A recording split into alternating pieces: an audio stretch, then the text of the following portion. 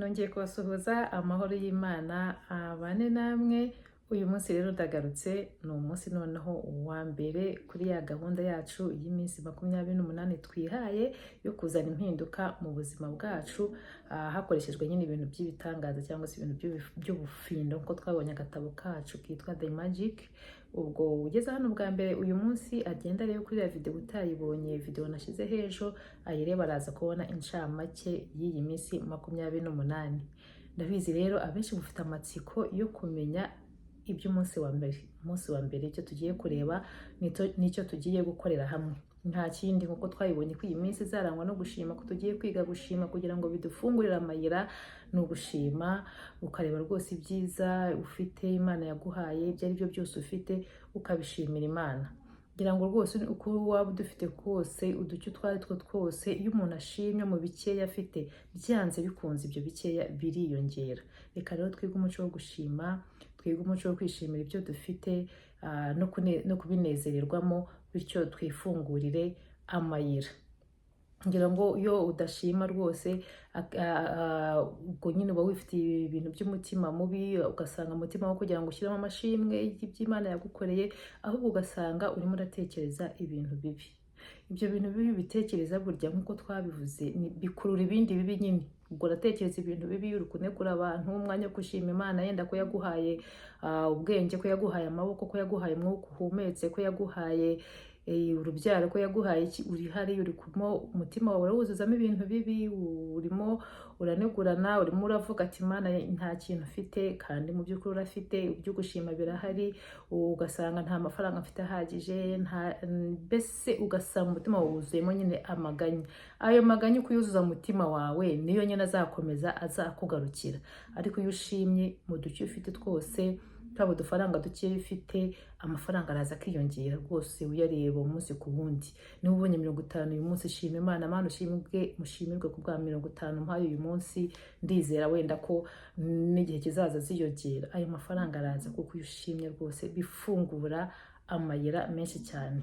Ukishimira akazi ufite, nubwo kaba atari akazi k'indoto zawe wumvaga wifuza, ariko ukakishimira, kuko iyo ukishimiye ukajya ku kazi wishimye, ni ukuri ukaboneramo umugisha cyane. Ngira ngo muzabisuzume muzabireba. Akazi kari ko kose ufite gakore wishimye, gashyiremo umutima wawe, gashyiremo imbaraga zawe, ugakora uko bikwiye, aho kugira ngo byo kuvuga ati nsubiyeyo noneho. Ugasanga umuntu ari kwinubira akazi, uragiye uragakoze n'umusaruro urapfuye, n'ibiki byose niwe ufite n'umubosi irakora akara yarakwirukanye. Ngurumva ko akutishimiye ibintu ufite nyine bikuzanira ibyago. Ariko iyo ugakunze pe ukagakora, niba utakishimiye, karagufasha. Umuntu akaba yanavugana na boss bakavuga ati uriya muntu ariko rero yitangira akazi, reka muhe ka promotion, ukabona kabonye kubwo gukunda akazi kawe. Bishimira uwo mwashakanye, kabone n'ubwo wenda relation yanyu yawe imeze nabi, umubano wanyu waba utameze neza, ubyishimira uvuga ati Imana ndagushimiye umufasha wampaye nubwo bitameze neza. Bityo Imana izavuga ati uriya muntu byibuze yishimiye umuntu bari kumwe, reka mworohereze umubano ugende neza. Ngira ngo ni ibintu byinshi byo bagashimiye Imana, aho kugira ngo umutima wawe uwuzuzemo ibintu bigaya gusa. Ubwiza nyine ibintu bigaya nibyo biza bigusanga. Reka wenda dutange nk'urugero. Ushobora kumva nk'itangazo, uri umuturage nk'abandi, ukumva we navuze ati ejo ku kigo cy'amashuri runaka hari amabarura. Ukabyuka nyine uzi ko nawe ugiye kubarurwa nk'abandi baturage, ukagerayo ukajya gutonda umurongo, wagera ku muryango ugasanga imbere barimo barakubwira bati abantu bari kwibaruzamo hano ni abatarageze imyaka 18. Numva niba ufite imyaka 20 ntabwo uzinjiramo, uzasohoka, kuko umwanya wawe ntabwo urimo imbere. Bari kwakira abantu b'imyaka 18. Ishyire muri uwo mwanya rero. Niba urimo utekereza ibintu bibi gusa, niba hari n'ikintu cyiza cyari kije kigusanga, niba ari umugisha wari uje gusanga, uzagera ku muryango wawe usanga uri kwakira ibintu bibi, ntabwo uwo mugisha uzinjira, uzahita usubira inyuma wigendere. Ni urugero wenda rudahuye neza, ariko ni urugero nari ngiye kubahereza ikigeranyo, wumva ukuntu ibyo utekereza nyine ari byo bikururuka biza bigusanga, nibyo biza bigusanga, uko ibyiyumviro byawe nyine nibyo bikurura ibintu nyine wiyumvira.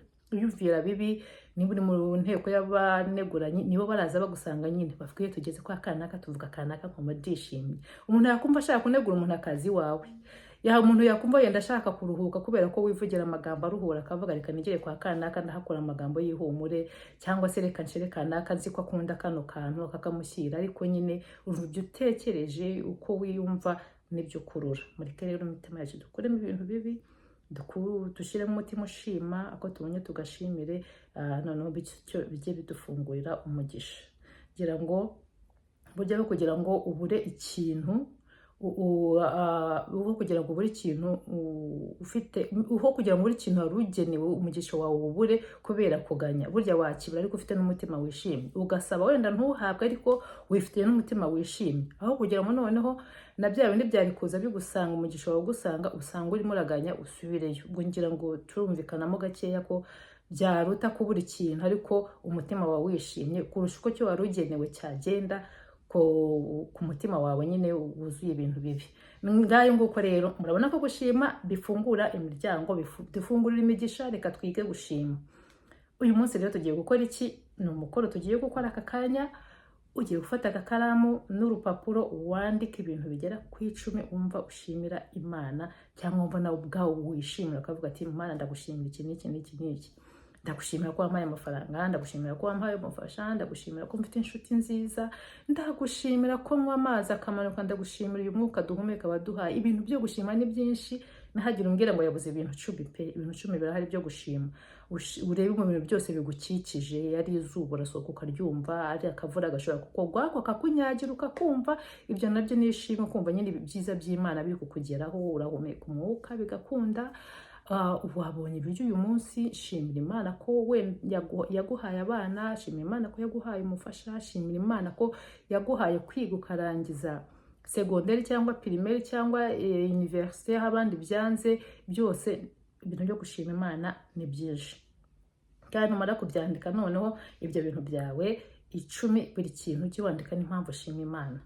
Umugisha burya ngo utuza udusanga bitewe n'ikigero nyine twishimiye ibyo dufite. Ubwo niba wishimye koko birenze, ibintu bizaza nabyo birenze ari byinshi. Ariko nuvuga ati so gushima bambwiye, ndaje mvuga Imana warakoze kumpa abana, ubwo uguhereza we ntabona nyine kuri kuvuga ubyikura, wishima byishyiremo bikwinjiremo uvuga ati Imana ushimirwe ko wampaye abana. Kubera iki? Kubera ibi n'ibi n'ibi. Iyo babonye ndishima, iyo mbatumye ku mugezi ndaruhuka, iyo mshaka amazi yo kunywa ndabatuma nkumva biranshimishije.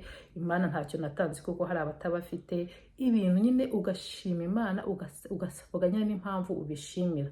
Ubwo numara kwandika impamvu ushima muri ibyo bintu byawe 10, ubwo araza gusubira inyuma wongera ubisome, wabivuga mu mutima, wabivuga uvuga cyane nyine ubyatura ibyo ushimira Imana n'uburyo ubishimira. Ubu nurangiza uvuga ati, uvuga inshuro 3 urakoze Imana, urakoze Imana, urakoze Imana kubw'ibi byose wampaye, kubw'ibi byose mfite.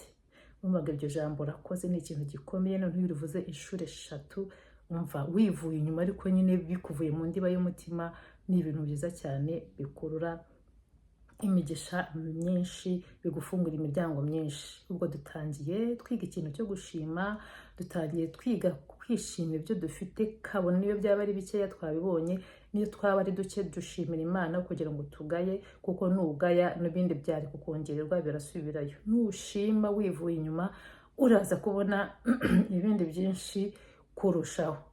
Ubwo rero ni umukoro mwandike, noneho murangize mu bisome, murangize mushima Imana inshuro 3.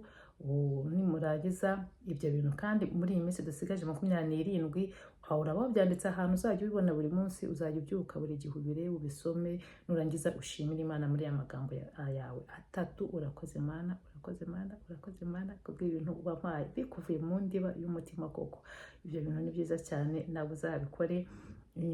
Tuzajya kurangiza iminsi 28 ikintu cyo gushima no kumva pe ufite icyo ushimira Imana ugifite, kandi bizakufungura amayira uzabibona. Ngaho reka uyu munsi turangiriza hano ngaha. Ubwo na hejo, ariko ntimwibagirwe gukanda subscribe kugira ngo muyandikishe kuri iyi chaîne yanjye, noneho mukore na comment munsigire ubutumwa, nimurangiza musharinge ku nshuti zawe, muze n'ukuri tujye twungurana ibitekerezo, tujye duterana imbaraga kugira ngo dukomeze tugire ubuzima bwiza, ubuzima bwacu bube bwiza kurushaho.